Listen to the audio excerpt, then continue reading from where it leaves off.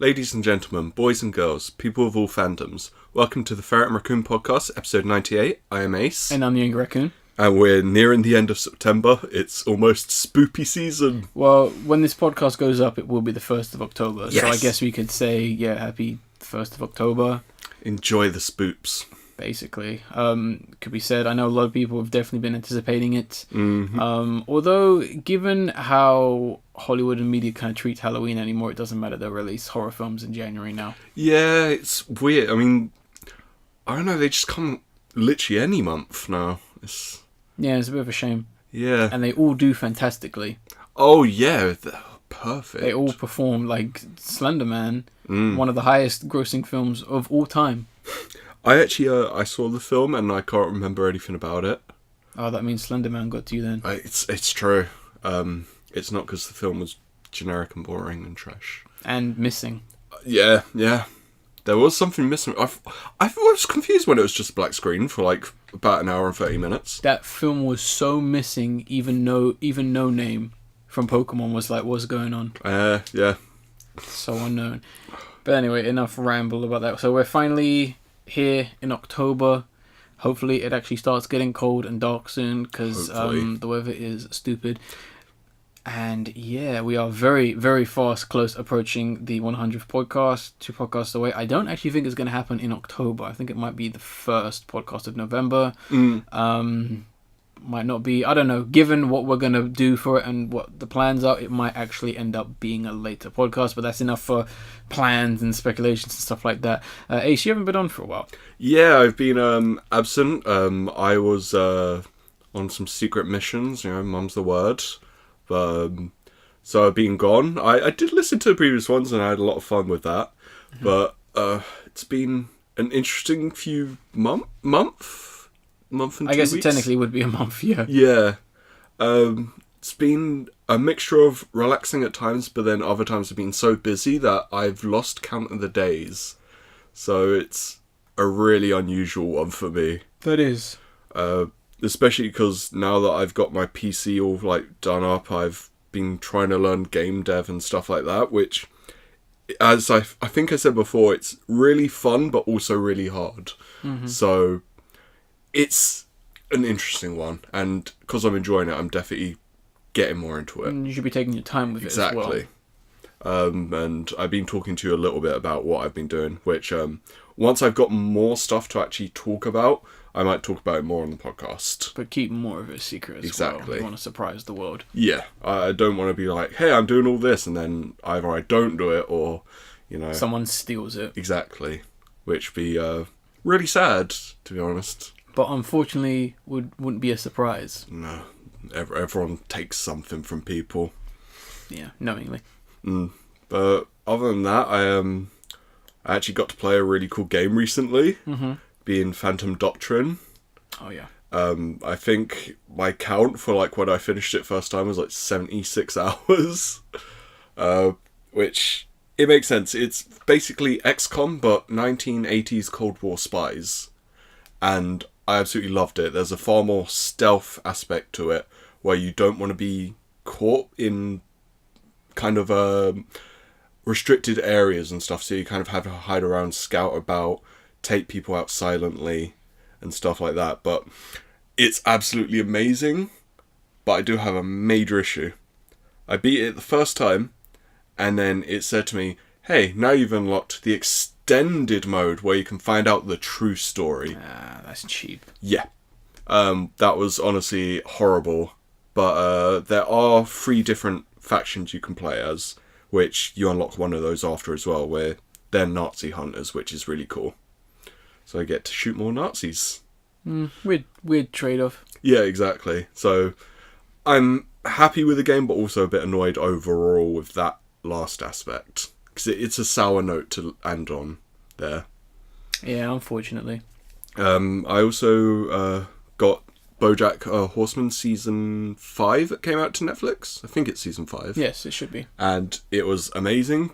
Still going strong. Great show.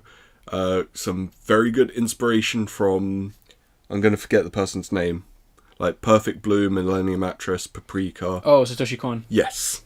A lot of Satoshi Kon influence in there, and it was fantastic and works. Which has me really excited. Yes. I think you'll enjoy this a lot. I need to catch up.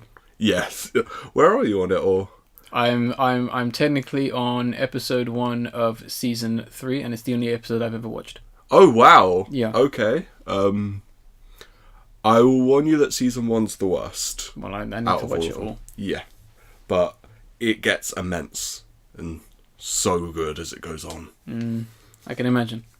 And lastly, a film that I really want to recommend, because I think everyone hates it except for me, which is God Help the Girl. It's a 2014 musical about 3 teenagers in Glasgow.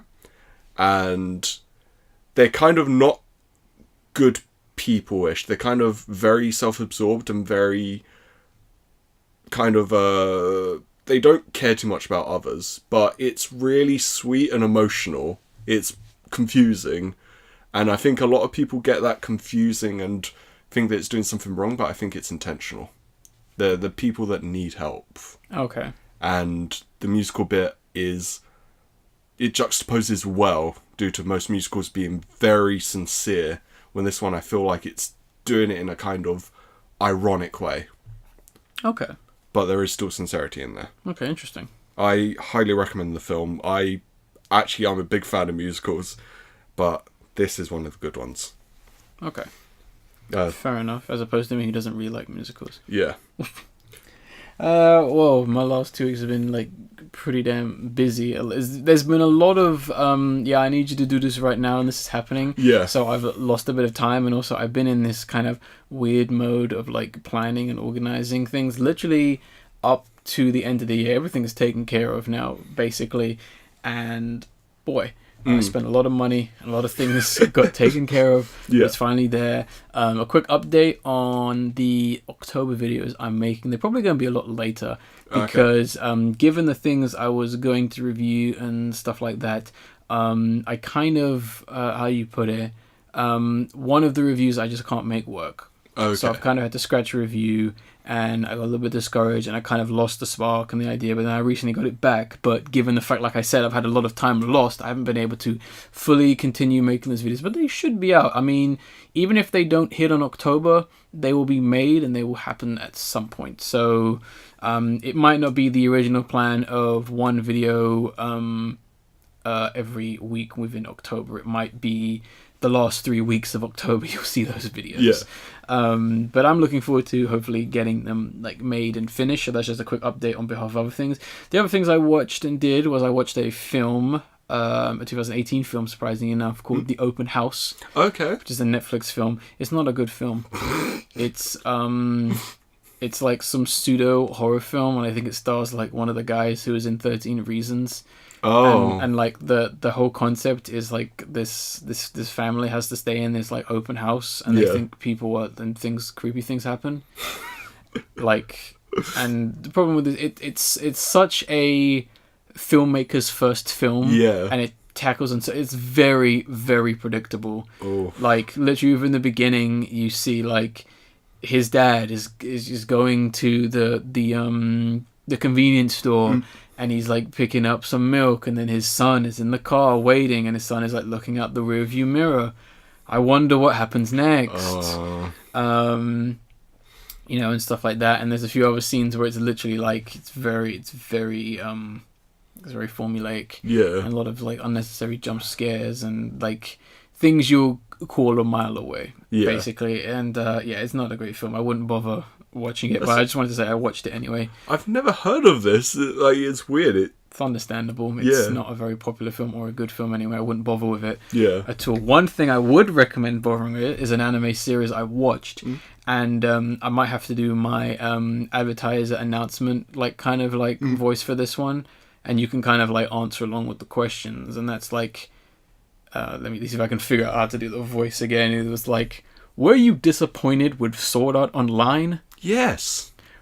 Did you feel that the anime Kaguri, the gambling anime about teenagers gambling in a school, was disappointing? Yes. Well, have I got the anime that takes both the best aspects of those shows and puts them together within an ecchi in another world anime? Oh, wow.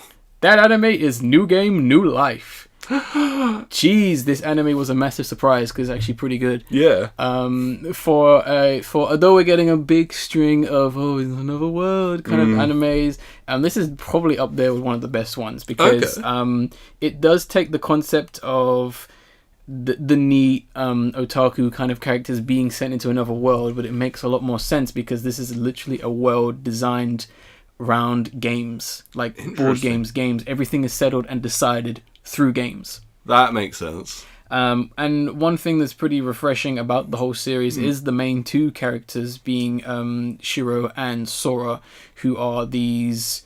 They basically never go outside, indoor, almost inseparable siblings who just are like the best players in this game. They're like the best gamers in all kinds of games ever. They're like... It's weird, like they literally, in the beginning, you see like this very stereotypical like video game and like this one person is literally trying to fight these 4 characters called, that have no names, the blanks. Turns out it's just them controlling those 4 characters somehow, which is interesting. And like, they literally get sent to this world, interesting enough, because they're like, they're kind of they're too good, so they're kind of like outcasts in the real world. So they go to this weird, multicolored, Alice in Wonderland-esque, heavily chess-based world, and they're kind of like, and even towards I think the end of the first or second episode, they literally go, you know those animes where the main protagonist gets stuck in a new world and they spend the whole series trying to get out of it? Why would they ever want to do that? We're just gonna stay here. I like that. And I appreciate the fact that there at no point they're like, you want to go back. They don't like the world and all that, and it's hilarious series. And like the whole idea, it kind of goes from that premise of it's in another world to we're going to take over the world. That's cool, which is great. The unfortunate thing about the series is we don't get a complete story, unfortunately. I did some research, and given the negative of the series, which I'm about to talk to, the massive negative that basically halts the show from potentially beating Konosuba, because it's close. It didn't kind of review well, and especially English audiences really didn't take to it, but as the series came out, people went, oh damn, this is really good.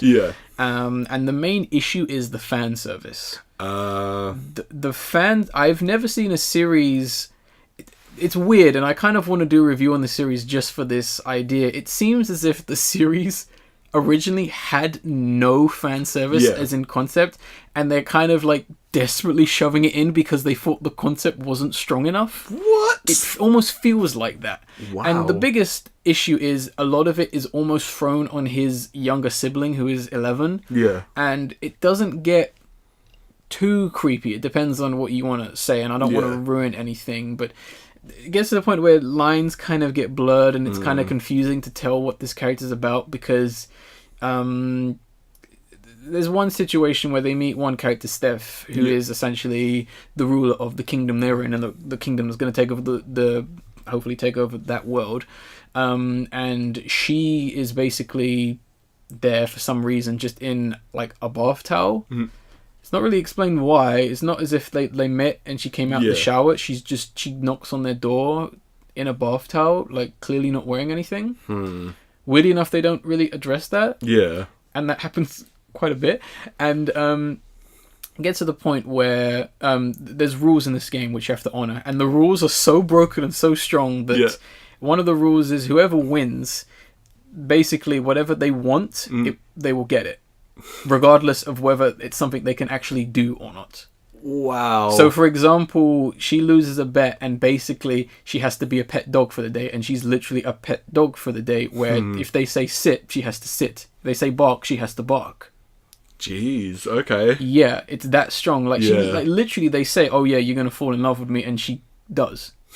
She can't help it. Yeah, it's very broken. And so it gets to the point where he's like, yeah, you're going to fall in love with me, and Ciro's like, oh yeah, well, you know, and he kind of messed up when she's like, yeah, you were thinking about all this. I can't remember, but basically the point is she's kind of like, yeah, but I thought I was the only person you're supposed to care about. I thought I was the only girl in your world.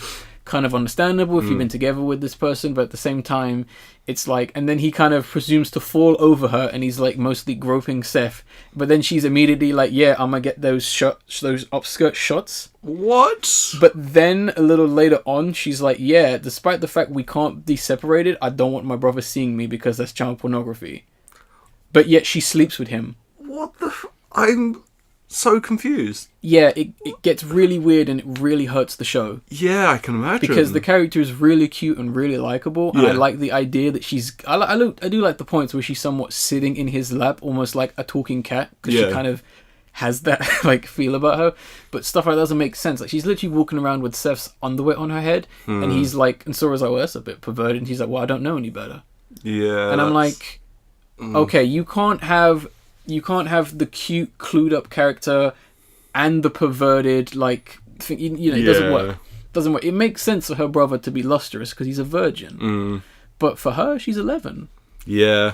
It doesn't work. And it really hurts the show, and they really push it a lot of the time, where it's like there's characters that are just naked for no reason. Like there's some very questionable like scenes around, like, you didn't need to, like, you can really tell that it was like in the script it wasn't deemed that this character needed to be naked, basically, and it really hurts the show, and it becomes a little bit more of a distraction. It becomes very awkward at times and very creepy at other times, and it really does hurt the show, because there's great ideas, like the games they play in this. Like, the first major game is a game of chess. Yeah. But it's a chess with a twist. Okay. The pieces have a mind of their own. Okay. And I know what you're thinking. No. It goes way beyond that. Big time. And not to ramble, and I haven't finished it. I was unfortunately unable to finish the series, but I know it's not going to be a conclusive ending, unfortunately. The way they ended it with one character who's like a werebeast character. And immediately they kind of... That's another thing I want to say. Immediately they kind of shout King Crimson and then run towards her and proceed to like start petting her and stroking her. To which she's like, What in blazes are you doing? You caught me off guard. Yeah. But I didn't say stop. She kind of appreciated that, and it was like, well, okay. And that's another thing that I'll say lastly about the series. The references, they make me very happy. Okay. There's 3 JoJo references in this series. Damn. And the characters, they know their references. Yeah. They're actively making those references. Yeah. And there's one bit where there's literally like a floating piece of world just passing by their world, and they go, Laputa is real? And they're literally dressed as the main characters for a split second. That's cool. They also make another Laputa reference where it's literally the very iconic scene of the robots marching in the fire. Oh, wow. Which I was like, wow, like they literally just copied it. They literally just copied that scene and just put it there. It's a really great series that's unfortunately like stopped by this like weird like fan service, like creepy stuff, to the point where it's like very fetish based. It's weird. You can do ecchi and stuff like that in a way that works. I mean, obviously comedies like Prison School do that excellently. Oh yeah. But like, I think the best one to ever handle something like that is High School of the Dead. Yeah. Because it makes sense thematically. Yeah. It's all about the like kind of teen rebellion and youth. Yeah. Which works. The Monogatari series as well was definitely a series that has been able to handle sexuality and even like perversion and underage like subject matters as well very, very well. And it's a shame. I will stress, just in case anyone is actually pulled off, I do recommend this series, but I will also say at no point does Shiro, the male character, make any fucking advances on his younger sister. Okay, good. He never makes any kind of... There's no chemistry in that kind of way at all. Good. There is not any... Like, if anything, without spoiling anything, he makes sure nothing happens to her. Alright, okay. So it's just... I'm putting it more towards the fault of the creators. Yeah. Where it's like really unnecessary. Yeah. I don't understand it. There's typical stuff you find, and there's like pretty extreme stuff where there's literally characters running around like naked, and I'm like, there's no need for you to be naked. Yeah. It's kind of strange, but I think I've talked enough about RE0. Hopefully, maybe the reviews are gonna come soon, because boy, did I do some writing. But let's move on to our talking about what happened during the last fortnight. And the first thing we want to talk about is the fact that I think I'm going to mispronounce his name, and that's John Cunliffe. Yeah, I think that's it. Cunliffe, the author of beloved, almost staples of British television and culture, next to things like let's say Sooty and Paddington Bear. The author of Postman, Pat and Rosie and Jim unfortunately passed away aged 85 recently, which is such a shame given that like wow, just what a like literally right in the childhood right there. I watched Rosie and Jim when I was younger, big time. I taped it on VHS all the time as a kid. I think I actually learned what like locks were, like the kind of river things, and from Rosie and Jim. Because they rode on one, exactly, didn't they? yeah. And I found it so magical when the water was rising and lowering. I was like, oh my god, this wizardry. This magic right exactly. here. Yeah, and I think, weirdly enough, I watched Postman Pat when I was, like, much older, getting ready, going to school. So I still watched it, but I still find it to be a very therapeutic show. Yeah. Fun fact as well, the main puppeteer for Rosie and Jim actually went on to make the BBC Three puppet show Mongrels. Oh, That's really? the same guy. Wow. Yes. He also did the puppetry for Titch as well, if you remember that show as well. Oh my god! Yeah, it's the same guy who went on to do that. That's also in my childhood. So that's where he, weirdly enough, he went on to make that and stuff. So that's pretty interesting. But it's a massive shame to see like a tiny portion of your childhood go and you wanted to honour that and kind of talk about it. If you don't know what Rosie and Jim is, and I'm sure most people know what Postman Pat is. Yeah. If you're a child in England, you know what Postman Pat is, but maybe overseas viewers probably don't know what Rosie and Jim. They're kind of like a real life... kind of like Raggedy dolls. Raggedy Ann. They're basically our interpretation of Raggedy Ann, but more educational. Yeah. So massive shame. Do you want to?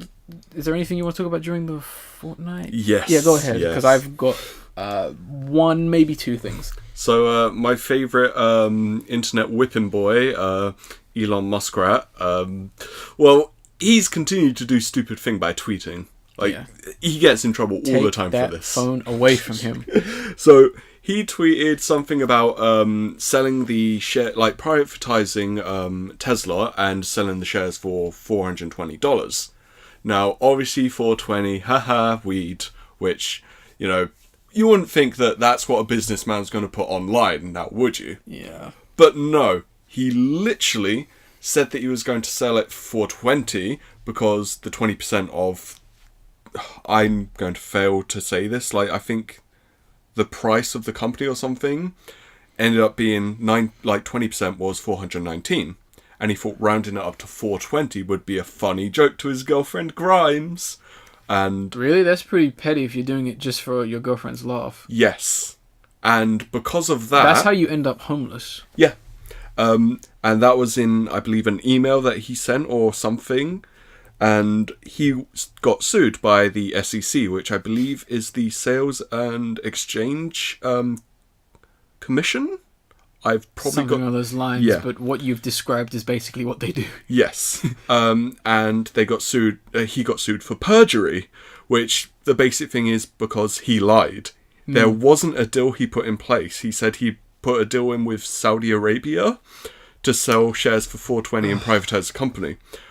But he only started talking to them about the deal a few days afterwards. So essentially he was fully lying about his company and his shares to his shareholders, which is a criminal offence. Yeah. So he's been sued. Tesla's lost about like 10% on like stock. Like the cost or whatever. I'm really bad at talking about the actual things. That's fine. And it's fucking hilarious. And he's also being like sued by the guy who rescued those children who were trapped. Yes, because he called them a pedo. He's called a lot of people pedo Yes. for some reason. That seems to be like his go-to word. Yeah. But too right, honestly. I mean, I like, as much as he thinks, and I'm sure other people find it funny, and he thinks, oh yeah, it's really going to bring my stuff up, put me in the public eye. There's only so far you can take it. I mean, do we really need to go back to Martin Shkreli? Yeah, do we really need to bring up Martin Shkreli? Because that's how you can end up if you're not careful. It's ridiculous. And again, it's another one of those things. You get people defending him because he's the self-made millionaire. It's funny. He's And- just having the joke, man. And it's like, he's not a self-made millionaire either. He got his money from his parents having an emerald mine in South Africa. He's inherited it. He's the literal embodiment of a capitalist. But he's funny though. He's funny, Ace. Oh, leave him alone. He's funny, man. All those people get the guillotine. Oh, jeez. But so I'm happy to see him getting sued, and you can put that on my coffin. Not even on no, my you can tombstone. put that on his tombstone, man, Yeah, because apparently the that guy's too. not going to be around very long. Oh. And he might be getting fired from the board of directors at Tesla Yeah, because of that. yeah, because that's serious, He's harmed the company. big time. That's idiotic, man. I don't think he's putting any more Teslas into space. No, might have to put that plan on hold, my boy. Speaking of things that really did take off over the last 2 weeks, so Bowsette was a thing. Yeah. It was a big internet art meme, I'd say. And I think a lot of people probably don't get it, and understandably so. We'll kind of explain it. So, essentially, wherever you were, as long as you were on the internet, you were hit with probably a flux of fan art based on Bowsette or Bowser Peach. I'm just going to say Bowsette because I think that's kind of like the official-ish name. My name for it is Preacher. Because you got Peach and then Bowser. Nah, I don't like You that just as had much. the R for fun. I don't like that as much. That's And my it term. basically seemed to have started during the last Nintendo Direct, where they showed off New Super Mario Bros. U for the Switch, where they revealed that Toadette, who is an established character in the franchise, was playable, and when she gets this crown power-up, she becomes Peachette, Yes. which is basically she becomes like Peach, or like some kind of Duplicate of Peach. duplicate of her, which is, I guess, a rather odd choice. And I guess people were really wondering, like, and I guess what happened was, although we are going to link it in the description, the download link, the original piece of artwork that kind of seemed to spawn this character, I disagree, because I've seen adaptations of Peach Bowser way before. I think people got thinking where it was basically like, so if this toad-like character, or mushroom-headed character, whatever you want to call them, basically becomes humanoid when they have this crown, what happens if other characters within the Marvel within the Mario cinematic universe, put the crown on? And so at some point, given this artist, which is I refuse to actually say what they're actually called because it's not a name. So AYYK92 basically created a comic where it basically had Peach basically saying, "No, tomorrow I'm not going out with you," and then Bowser basically bringing up the crown power up, putting it on, and basically like, "Yeah, I'm hot now, and I'm going to be with Mario now," and that kind of seemed to spawn the character. Yeah. Now I must confess, I really do like this character. Okay. And it's mainly because she's a fan-created character, so we are getting some amazing adaptations of a character that will never be. Yeah. And we're seeing some really creative ideas, and I'm seeing lots and tons of different artists' styles thanks to this, and I found so many pretty cool artists, and I'm like, yeah, I like this style, I like this take, I like this tweak, I like the fact that someone did it like this, did it like that. You know, she has no look, simply put. Like, we know the principle. And like the principle seems to be, it's basically Princess Peach, or a humanoid character with basically horns on her head, or Bowser's horns, pointy ears, sharp teeth, black dress, big breasts, spiked collar and anklet collars, and then sometimes a spiked shell. And that seems to be like the basis of it, almost like someone's wet dream, basically. To some extent. And it's been interesting. I mean, it's gone pretty far. Yeah, it has. There's also going to be, apparently, which already happened past this time of recording, there was a Bowsette fan meetup. Oh, in seriously? Japan. Yes, there was. And there was even, which is pretty funny, even Pornhub, our friends at Pornhub had to basically issue a statement regarding the attention and stuff Bowsette recorded. And I managed to find the link to it, and I'm going to read the quotation mark because I think it's pretty funny. And it basically says, Bowsette searches, and I might sound a bit weird just to read this quote, but Bowsette searches appeared first on September 23rd and then grew exponentially. On September 26th, 2,397,000 people searched for Bowsette on Pornhub, despite the fact that she is a visual character, a still character. As well as classic Bowser. Bowser himself also saw some more love on Pornhub, according to the site. While a few hundred people were already searching for Bowser on a daily basis, his search reached 51,882 on September 26. It also reads that the dynamic duo Shelled out over 500,000 Pornhub searches in over 72 hours. That's amazing. Jeez. Like, I've been a follower of a YouTuber called Lucagen for a while, and she's always wanted to fuck Bowser. She says it all the time. Oh, I know she does. Yeah, that's her husbando. I know she does. All these people are posers.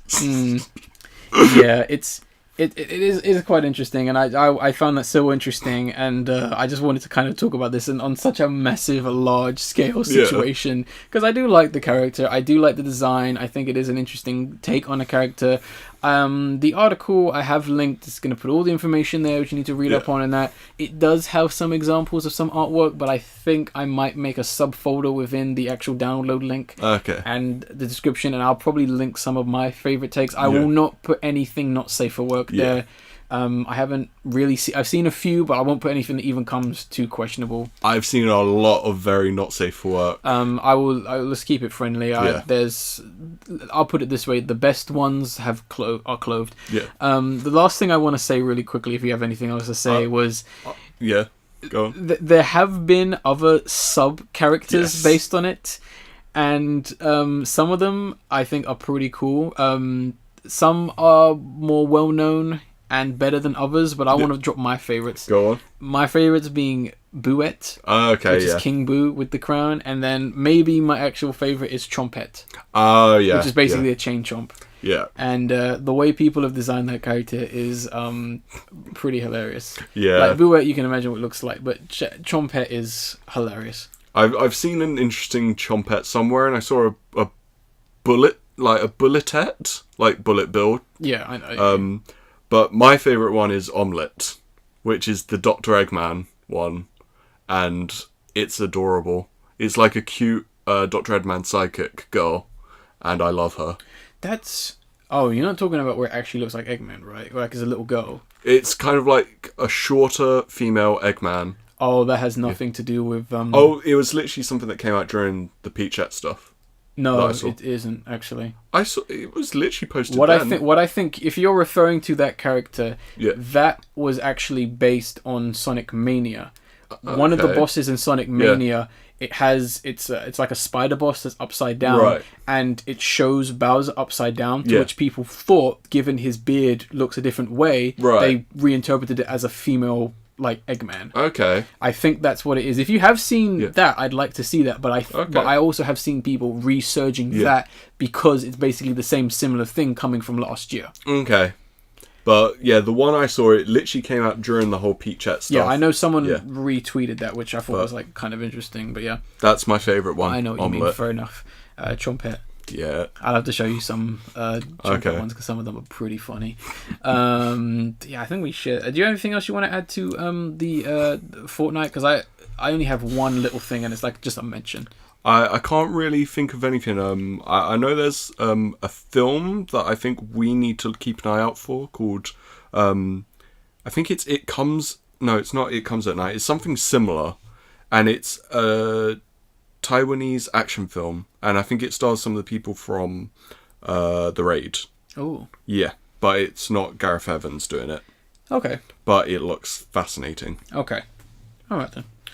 One other thing I want to quickly say was I was laughing my arse off when I found out that the retired trap rapper Lil Xan apparently had an overdose after eating Hot Cheetos. What? Yeah, I will link that in the description. He apparently overdosed on Hot Cheetos and had to be hospitalized. I'm so confused right now. Yeah. You can overdose on Hot Cheetos. He figured out a way to overdose. How many did he eat? Cheetos. I can't remember. I think he had a lot. I think he might have smoked and snorted, maybe inhaled it as well, the dust as well. So don't feel sorry for him, people. No, I just wanted to mention that these are the forefront headliners of the people who are changing and making rap better. Right. He's 21, by the way.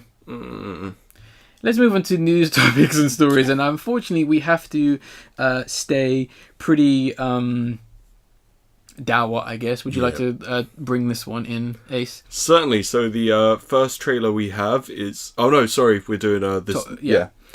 My apologies there.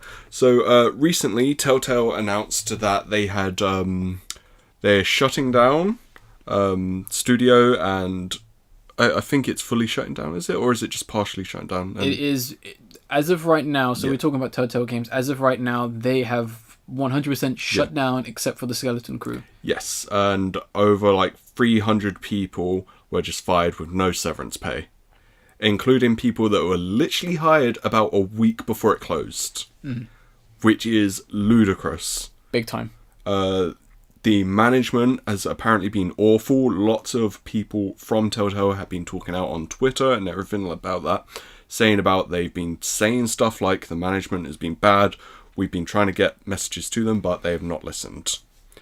It's honestly ridiculous. The games industry is a fucking nightmare. I'm really glad you've touched upon that, because that comes that actually linked into my main point, which is something that I think a lot of people are forgetting and a lot of people are not acknowledging. Now, we're gonna state this now, given what we're about to say. It is absolutely upsetting, and we do feel sorry for everyone who has lost their jobs. It is not a good thing to have your job lost, especially like that, especially if it is coming from your dream job, something you're loving. And like, I think I'm honest in support for people suing and speaking out and thinking, because this is absolute rubbish what has actually happened. Because the thing that's obviously bothers me the most, I mean, is the fact that we have the skeleton crew who's finishing the Minecraft story mode TV series for Netflix. Like, apparently that was the only like signed legislation deal that couldn't just, which is weird. I don't get that. I don't understand how that of all things has precedence over like what the Stranger Things games and all the other Marvel stuff. Like, that doesn't matter apparently.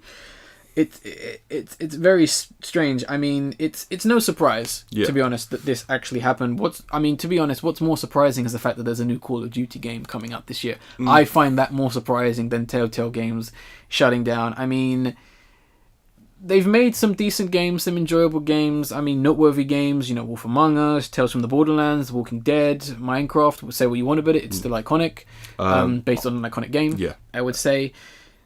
But I mean, I gotta really like spell it out here, because it's the truth, but the truth hurts. I mean, they only have themselves to blame. Yeah. And I don't like the people really feeling sad about this. I mean, they never improved on their game engine or their software. The games were so poorly and so rough. I mean, to use a quote from Pat of the Super Best Friends Zaibatsu, nothing screams tension like frame rate drop. Oh, yeah. Like, it's still as unoptimized as it was when they first brought it out. Yeah. It's ridiculous. I mean, I think, and at some point after a while, the game stopped selling, you know, maybe possibly because the hype died. I mean, and they honestly thought they were untouchable, just taking on so many commissions and so many ideas. Like, over the next coming weeks, we're going to find out that Telltale are working on possibly 10 to 20 games. And it's like, even the Stranger Things, the footage of that came out. They're working on a Stranger Things game. Yeah, that was the deal with Netflix. They'd make a Stranger Things game. Netflix would have a Minecraft Telltale TV show. Yeah. And I mean, sure, whatever, who knows how that would have turned out. But at the same time, it's clear that they took on these commissions without any idea or starting point or any real passion behind some of the other stories, where they're just like, yeah, we'll do that, without any thought put into it. And, you know, they're just sitting on this thing that's costing money, costing people their jobs and all this stuff, and it's just horrendous. And the funny thing is, which I think this is the one thing which I don't think anyone really knows about or is not talking about, this is not the first time it's happened. No. This is the second time. Like, they almost got shut down because they did the adaptations for the Back to the Future game and the Jurassic Park games, which were not good and sold poorly. If it wasn't for the fact that they outsourced the writing talents for the Walking Dead game and they basically got lucky, they would have been screwed. Yep. They have literally repeated themselves, and they didn't learn from their lessons. So I personally cannot feel sorry for poor business practices. No, I mean, this is the thing. The management was horrible, and the bosses in charge of it thinking, take on more projects. And, like, they didn't even finish stuff before they started doing more stuff. Exactly. Of course, they end up wasting, like, all the money doing all that. The people, they get fucked for it. Big time. And you've lost some real talent there. Yeah. I've been negative on some, like, Telltale Games for the most part. I will disrespect the game engine and stuff like that. But at the end of the day, you have talented people working there who actually made a game. That's the one thing I will not take about. There are much worse games. Like, I don't like the Batman Telltale Game series, but I'm not gonna say anything about how it was, you know, not designed well or not this or not that, because hard work went into that. I don't think it was great, but effort, talent was spent on that, and it's wasted now. Which it makes me so angry, and I'm so annoyed about the people crying about the ending of like The Walking Dead season 4, final season, whatever you call it. That's the least important part of this. And them saying, oh, we're looking for people to possibly finish the game. And you know what I say? I say stop leading people on and let that game stay unfinished, so that can teach other people within this gaming industry a lesson. Exactly. Let that stay unfinished. Yeah. And like it just, because I mean, what about other games? Why does that game get finished? Oh, if you're going to finish The Walking Dead, why don't you finish Wolf Among Us? Why don't you finish Batman? Why don't you add more content to the Minecraft story mode? Why not finish that Stranger Things game? And it also rubs it the wrong way of they're thinking of hiring people outside to finish the game when they haven't paid severance pay to the people they fired. Yeah, no, that's wrong. It's horrible. It's wrong. They shouldn't even be educating that idea, and I think it is so messed up. Once I said, I cannot feel sorry for the higher ups that basically messed up so many people's lives, and I'm frankly glad that Telltale has gone. To be honest, because given what they've been doing over the last couple of years, like so many disappointing and lackluster and pointless games that came out, and given the management and the fact that they've literally repeated the same mistake twice, you can't get away with that. And I can't feel sympathy for these people. The only other thing I want to ask as well, just as a one-off question, is do we actually think that the overhyped popularity of Life is Strange was in part to this? I would honestly say no. Really? I don't think that Life is Strange really had anything to do with it. It was simply bad business practices, and they thought they were untouchable. They could just make whatever they wanted. Oh, a small percentage. I'm not trying to say Life is Strange killed Telltale, shut down the studio. No, I'm not saying that. I'm saying more under the lines of popularity. People were occupied by another trend. They found something better. I don't know about better, but they found something that they relate to. Yeah. I guess you can't really relate to better zombies. to them. Better to them. The Life is Strange is a weird situation where there's a great idea, but you didn't really know how to utilize that idea very well, in my personal opinion. I'm very negative towards the game, but I do I liked where it came from. I hate what it became. What, the original Life is Strange? Or... Yeah. Okay. Even the second one as well, where it's like, oh, who could have guessed this? Yeah. I can't wait for season 3, where I play as a black, lesbian, transgendered, politically correct character. I mean, it'd be original, though. You don't see that in many games. It would be original, but at the same time, you didn't want to write that, did you? You're just jumping on trends. The first one was about lesbians, now the second one's going to be about politics and immigrants, now the next one's going to be a black, lesbian, transgendered girl suffering from mental illness because 13 Reasons is popular. And there's a ghost. That could be cool. I like the ghost. And Trump. Oh no, now it's gone. Now it's gone. You're watching that, talent. Leave out the window. Yeah, and I think the last thing I really want to say about this isn't just this one studio that does this. No, This is... So many gaming studios do this. It's ridiculous, and there needs to be unionization in just the gaming industry. There needs to be unionization that doesn't involve EA. Let me just say that. Yeah. I do not want EA. I do not want EA to become gaming industry. No, Let's not do that, a workers' please. union. Yes. That's what we need. Yes. We need them to be together so they get better pay. They actually get good healthcare. Because the industry is going to die. Need. Yes. It's going to die. I mean, and it's almost arguably on the verge of dying, given how things have gone. Console sales are down, video game sales are down. That's why the prices are up. That's why your video games are so high, friends. See, this is where I saw an excellent thing, and I think it's by a Twitter person called Space Twinks, which is a perfect name. Their aspect of whether gaming is healthy is how many tennis games are there. The reason being that tennis is such a niche thing, but back in the PS2 era, every studio had a tennis game. because they could do it. Mm-hmm. It was such a healthy industry at that point. I can't think of a single tennis game at the moment. Current Mario tennis game, and that's one. It. Yeah, that's it.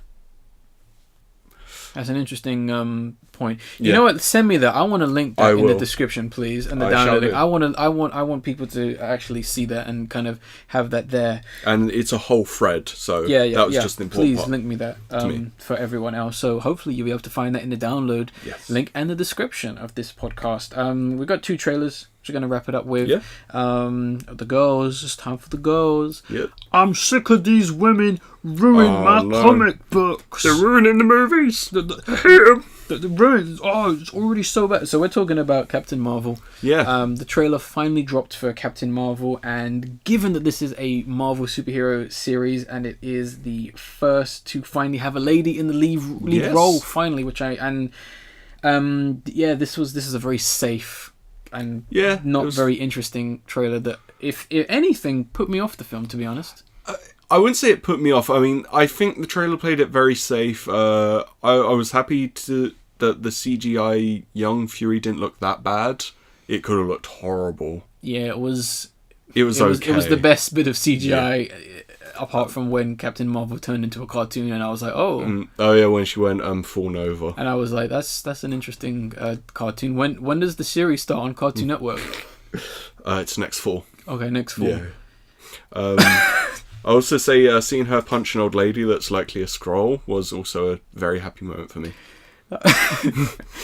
That was nice. But I mean, I like the character and I like standalone stories, but I mean, CG, there's just nothing special. It's not looking very interesting. Maybe they're reserving things, but I mean, the one thing I did like was the idea of this Nick Fury and Captain Marvel buddy cop situation. Yeah. But the trailer makes it out as if that's just one scene. In lieu of let's focus on the rest of her life, which doesn't look that interesting. No, it looks it looks like they paced the trailer weirdly. Yeah, it looks really boring, and I'm really put off. Not to the point where like I will never watch Captain Marvel. The women, they're destroying the Marvel. She didn't smile once in the trailer. She didn't smile. As we all know, women have to smile. Oh yeah. That's every second. That's how we know they're women. Yeah. Man, you people are so whipped regarding These people are fucking stupid. Big time. Like, it doesn't matter. Oh jeez, there's nothing to has nothing to do with it. It's just whatever. Yeah. But I mean, very underwhelming. It's probably going to be a hit. Well, it's probably going to do well at the box office. Whether the film's good or not, I have no clue. It will probably be okay, like Black Panther was. Okay. So Black Panther was beneath okay. I liked a lot of the thematic elements. Black Panther was the definition of bad. Nah, we have very different definitions of bad then. Yeah, like you call bad average. No. I call bad everyone's popular film Hereditary. I still want to watch Hereditary, but it's fine. It's fine. It's more comedic than it tries intentionally is. Man, I had some good laughs. Yeah, that CGI though. But yeah, I mean, we'll see what happens next year, and then also because Fox is just a bloody copycat, they revealed that we have the trailer for Dark Phoenix. Yeah. I'm going to say my good part about this first. It was under 2 minutes. That's the second good part. I was happy to see the blue and yellow costumes. That was nice. And then Jennifer Lawrence popped up. Fucking she annoys me in a lot of films. What character is she playing in this? Mystique. She always plays Mystique. Okay. I like the car crash scene. I think that was pretty cool. Yeah, the car crash is cool. The car crash was... I like that. I like the way that was shot. I liked a piece of dialogue that very much reminded me of something from Logan, and I feel like it was inspired by it. It was the line when Xavier was asking, like, what did you do? Which is very similar to when Logan asks Professor X that, It's a nice throwback. Yeah. It's cool. Yeah. I don't like the Dark Phoenix character or the story. I've never been the biggest fan of it, because it's cheap. Well, they cheaped out on the ending in the actual comic, in my opinion, because she was supposed to become a new villain for the Marvel Universe, but then like, nah, so they just made her good again. I was like, oh, okay. Yeah, the trailer was boring. Yeah. Is she supposed to be a threat? Because that's not a threat. I just see a woman who's weirdly wearing too much makeup, like pulling a weird face. Like, she's wearing too much makeup. Yeah. Like, I don't know what kind of angle they're going for, but you really needed this film not to look like a movie. Yeah. Because this looks like a movie because she's wearing lipstick, and I was like, if you're going through some crisis where you're turning into a god, I doubt you're getting up in the morning and better put on my makeup. I mean, that's the one good thing I could say about X-Men Last Stand. She didn't look like she put on her lippy in the morning. We're about to fight the devil. Better get my blush on. I don't know why she talks like that. That's her new accent. She was in Game of Thrones, wasn't she? I don't know. Yeah. Let's get a dub of that. Oh, yeah. You don't know how powerful the Dark Phoenix is. What did you do, Phoenix? What did you do? Don't call me Jane anymore. It's Dark Phoenix. Scott, I can see you, but you can't see me. That line has to be in there now. I've decided. We need someone shouting no, Jane, no. Oh yeah. Oh. Yeah, this film looks like I love how they're pushing this film over New Mutants. I know, it's ridiculous. Like, as much as I don't care for New Mutants because I think it's just like so, I'd rather have New Mutants than generic time over at Fox Studios. Like, it looks like they shot this film in a month. Yeah. I think the thing I want to leave this on is at the end of the trailer it says it's coming out February 2019. It's not. The next day they literally said it's coming out June 2019. The next day. What is wrong with you? I love how scattered like film release dates are nowadays. I love how what is it? Battle Angel is like apparently coming out on like the 30th of December, and I'm like, really? Yeah. Wow. Sure, you're coming out December 30th. Because that's when you release a film like that. Yeah, you're a blockbuster action film. You know how much money this film is gonna make? Have you seen them graphics, Ace? That looks so good. I just love people destroying things I like.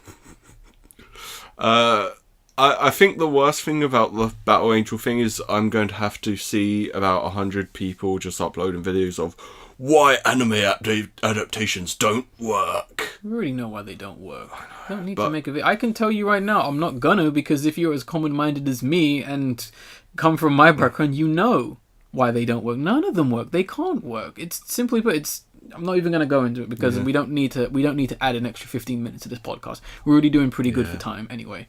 But still, Dark Phoenix looks like trash. Yeah, it looks really generic and meh. What a shame that these are the films we have to look forward to next year. Well, I'm not looking forward to it, but isn't Captain Marvel coming out? No, isn't it coming out in like 6 months or something? Yeah, it's coming up pretty soon. I think, isn't it February? I think it so. Actually is February. That one is, and that's probably why they pushed it back because people went, I like Captain Marvel, and they went, shit. Yeah. We can't compete with that. We can't compete with a likable character that actually makes sense and is established in rules. Yeah, there can only be one female superhero not smiling. Go push it back. Reshoots. And we do. Fox pushes back Dark Phoenix. We need Jane to be smiling more. And you just see it's got like the Justice League lip. Oh no! Because they edited her to smile. They edit that shot of like the weird like the fire veins. Yeah. And she's smiling in that shot to make her look more intimidating. Yes. Because you could already tell, like, when they shot that scene, she didn't know what the hell was going on there. It's like, you're... Stand there. You're evil. And she went... Or this was, like, her during her coffee break, and they went, we could do something with this shot. She's weirdly standing in dark lighting while she eats her sandwich. And there's green screen behind her. Quick, get the camera. And she was just staring like... That's how she just normally is. Yeah. That'll be. It's kind of like that shot in Rogue One. where it's like the main character just turning. Oh. And that was because that was just they just had the cameras rolling and she was reacting to the lights being turned on. Yeah, add that scene into the film. Don't add any other scenes. God damn. Jeez, man. Everyone needs to go back to editing class, especially the editor of Slender. And staying on the topic of horror films, we have our video of the episode, which is from POGO, who is a Pluntaphonics musician, coming with redruM. Now, obviously, given the word redruM, you probably know what it is. And I'm going to say, if you have not seen the film Shining, what's wrong with you? Yeah, and exactly. secondly, maybe just listen to this music video, especially if you don't like violence. But just in time for Halloween, this track went in. I was not expecting some kind of almost house techno-ish vibe coming from this track. And I think he was also able to capture the eeriness of it as well. That's what I was going to say. Doing it in a style you wouldn't expect kind of works so well with the film. Yeah, it works. It really does. And I'm really pleased with that. I was saving this one for October. Nice. I kind of have some videos maybe saved for the next few October podcasts, soon as I think we might have 3. But yeah, anything else you'd like to add to this podcast before we wrap it up? I can't really think of anything, no. We've already got the best anime adaptations. It's Pokemon the third movie. It's the best. Not really an adaptation. It's an adaptation of the game, I don't know. It counts to me. Or the first Pokemon movie, because the dub changes everything and it's so good. They literally invented a song for that syncs so well with the scene, I was shocked. Is that the one where people think it's Michael Jackson singing in the beginning? No, it's a bit right near the end, when Ash turns to stone. And then you hear that hilarious Dugong noise. I can't remember the first Pokemon movie. Oh, it's the second best Pokemon film, after the third Pokemon film. Because I remember the Digimon movie. The real Digimon movie, not the rubbish American one. I saw the American one. The real Digimon movie. I'll tell you, it was a fun fact to end on this podcast. I remember when I was actually going to go to see the Digimon movie because I was so hyped for Digimon, and I got to the cinema and it was sold out. Really? And I was so upset that I literally said I'm never going to see a movie again. Oh damn! Wow. And weirdly enough, if you want to laugh at me even more, I passed on seeing The Emperor's New Groove. No! Yeah. I saw that in the cinema and I was so happy. You can see The Emperor's New Groove. I want to see The Emperor's New Groove. I want to see Digimon movie. Wow. I saw Emperor's New Groove in cinema and then got McDonald's after, and I was so happy. That was a great day. Jeez, so yeah, that's a fun fact. Nothing else then? Just the Digimon movie confused me when I was a kid because it was like 2 films spliced together. And no, I was it's like, 3. Actually, it's technically 4. Because confused. The very beginning bit is technically has nothing to do with the first story. That's why I was confused. 4. As a kid, I was like, what the hell is going on? It's like, it's got the best animation, both those 2 segments, but what a shame. I'll come back to that film someday. Yeah. As soon as that film is relevant, because the director, his next film is coming out for us very, very soon. Yes. Mirror of the Future. Mirror of the Future? Mirror of the... Weird thing, like, that word means future. Yeah. So it's like future of the future. Yeah, I think it's Japanese. Yeah. I think it was originally just called Future. Interesting. Yeah, it's like Future to the Future or something like that, whatever. Okay. But, yeah, cannot wait. No, I can't wait either. Cannot wait. My boy is on that winning streak. I think they're already selling tickets for the November viewing in Canary Wharf. I could be wrong, though. Well, if you want to find us, we'll be at Canary Wharf watching that film. You can also hit us up on our Twitters. Mine is at the Angry Raccoon, just 1 C in the raccoon. Mine is at the Ace Enigma. Ace and Enigma are capitalized. And you'll find our links to our Twitters in the description. If you want to see some Bowsette's artwork, you just go to my Twitter. And if you want to see tons of shit-talking right-winger politicians, you can look at my Twitter. Alright, and everything we've talked about should be in the description and the download link of this video. We will see you on podcast episode 99. I was the Angry Raccoon. I was Ace. And we will see you on the next podcast.